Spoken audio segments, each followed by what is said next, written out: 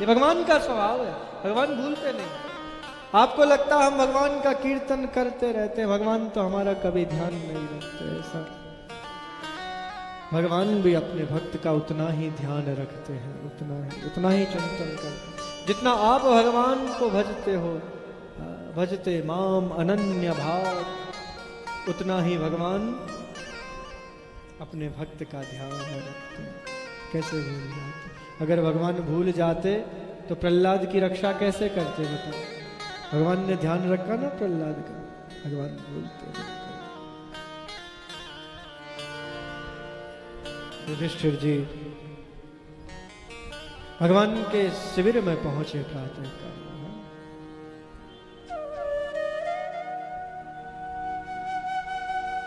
अभी वही महाभारत का प्रसंग चल रहा है। अभी सुनो, अभी कथा शेष है। हाँ माता जी बैठ जाओ, शांति हो। हाँ कहीं करें।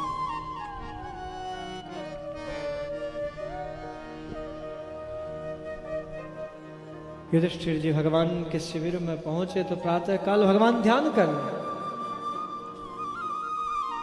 भगवान ध्यान मुद्रा में बैठे। युधिष्ठिर जी को आश्चर्य हुआ, बोले हम सब जिनका ध्यान करते हैं वो भगवान किसका ध्यान करते हैं? जिनको सारा संसार भजता है, जिनका भजन करता है, वो किसका ध्यान कर रहे हैं? युधिष्ठिर जी खड़े हो गए वहां। भगवान ने जैसे ही नेत्र खोले, सामने देखा युधिष्ठिर जी खड़े। युधिष्ठिर जी को कहा, आइए धर्मराज बैठिए। किस निमित्त आना हुआ? किस बात को लेकर आप आए हैं? युधिष्ठिर जी ने कहा, भगवान मैं अपना विषय, अपनी बात तो बाद में रखूंगा, पहले मुझे आपके दर्शन करके एक शंका जागृत हुई, आप उसका समाधान कीजिए। जब युधिष्ठिर जी ने पूछा तो भगवान ने कहा, बताइए आपकी कौन सी शंका? बोले भगवान जब मैं आपके शिविर में आया तो देखा आप ध्यान में बैठे, प्रातः काल का ब्रह्म मुहूर्त का यह समय, हम सब पूरा संसार, पूरे प्राणी मात्र सब आपका भजन करते हैं, सब आपका ध्यान करते हैं, आप किसका ध्यान कर रहे हैं? ये समझ में नहीं आई बात। भगवान ने मुस्कुराते हुए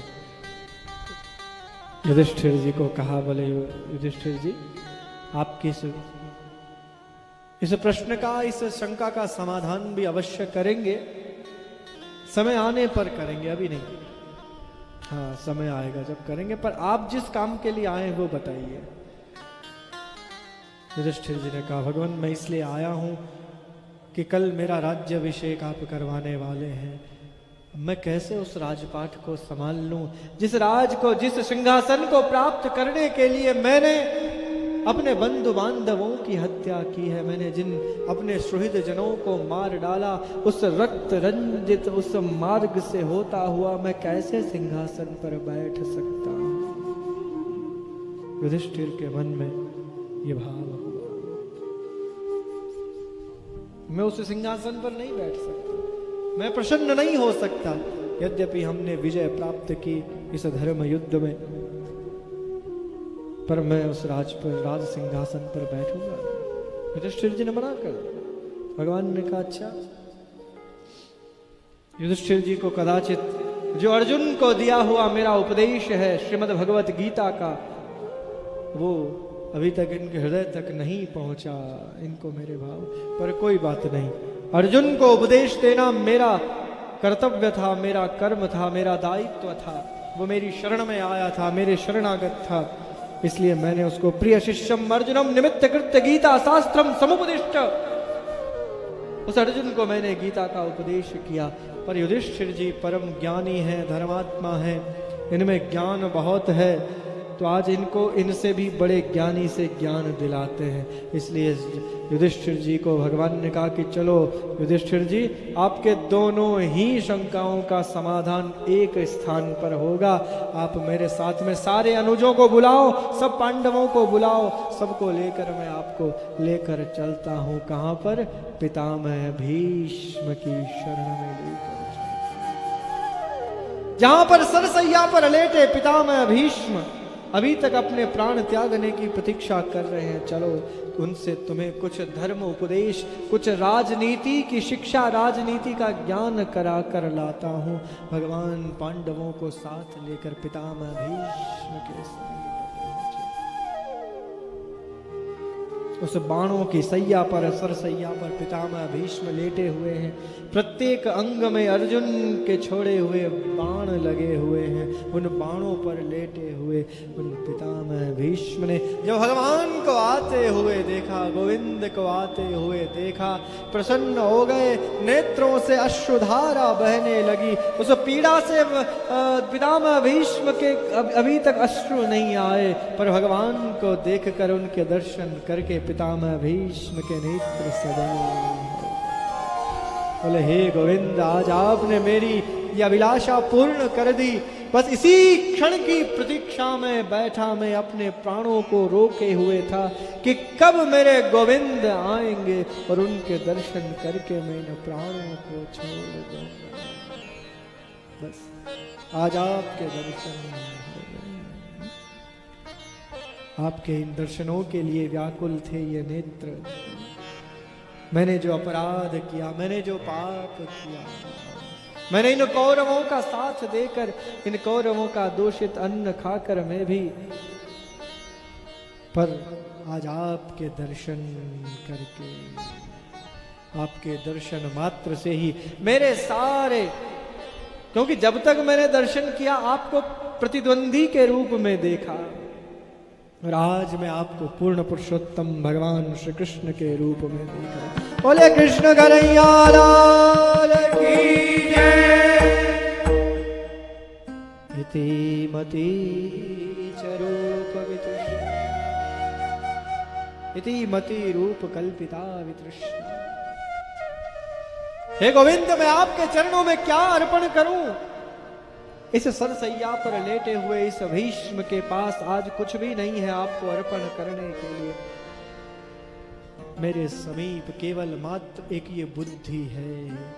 ये बुद्धि कदाचित कभी दूषित थी, पर आज आपके दर्शन करके और ये बुद्धि निर्मल हो गई है। भगवान, आपके चरणों में इस बुद्धि को अर्पित करता हूं, इसे स्वीकार करो, इसे ग्रहण करो। बोलिए भक्त वत्सल भगवान की जय। आपने मुझे आज धन्य कर दिया। भगवान ने कहा, पितामह, मैं आपको दर्शन देने नहीं आया हूं, मैं आज इन पांडवों को आपसे उपदेश कराने के लिए आया हूं। इन पांडवों को राजनीति का ज्ञान दीजिए, उपदेश दीजिए। पितामह भीष्म बोले भगवान, इनको उपदेश कराना तो आपका निमित्त बहाना मात्र है, वस्तुतः तो आपको मुझे दर्शन देना है, और ये मैं जानता हूं, क्योंकि आपका स्वभाव है, जो आपको जिस प्रकार भजता है, तांस तथैव भजाम्य हम। भगवान युधिष्ठिर को यही सुनवाना चाहते थे, और कहा, युधिष्ठिर जी, आपने मुझे पूछा था ना कि मैं किसका ध्यान कर रहा था, तो मैं बैठकर पितामह भीष्म का ध्यान कर रहा था, जहां पर पितामह मेरा था। बोलिए भक्तवत्सल भगवान की जय। तांस तथैव भजाम्य हम, अहम भक्त पराधीनो। जब मेरा भक्त, मेरा प्रिय जब मेरा नाम लेता है, मेरा गान करता है, तो मैं उसी के ध्यान में लग जाता हूँ, मैं उसका ध्यान करता हूँ। आज पितामह मेरा ध्यान कर रहे थे, मुझे पुकार रहे थे, गोविंद आकर मेरे अंतिम क्षणों में मुझे दर्शन दो। भीष्म से सरसैया पर बैठे लेटे हुए यही पुकार रहे थे। श्री गंगा जी का तट हो मेरा सांवरा निकट हो। अरे गोविंद, इतना ही करना जीवन। बस अब ये प्राण छूटने वाले हैं, ये प्राण छूटे उससे पहले आकर आप मुझे दर्शन दे। इतना तो करना स्वामी, जब प्राण तन से निकले, गोविंद नाम लेकर हर श्वास तन से निकले गोविंद नाम लेकर, हर श्वास तनु से निकले, इतना तो करना स्वामी, जब प्राण